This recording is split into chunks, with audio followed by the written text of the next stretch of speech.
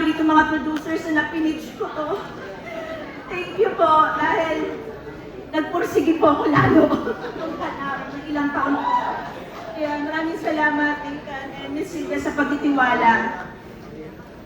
Kahit isang tao lang sana maniwala sa kanila, sana magtuloy-tuloy na. Kaya I'm very, very grateful po dito sa project na ito para sa thesis ko.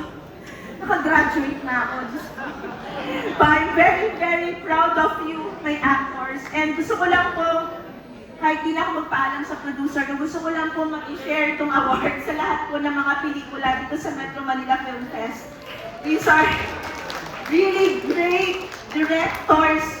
Please, audience, huwag niyong sayangin ang pagkakataon mapanood ang lahat ng mga pelikula po sa Metro Manila Film Fest. Lahat po ito pang Best Picture, pang Best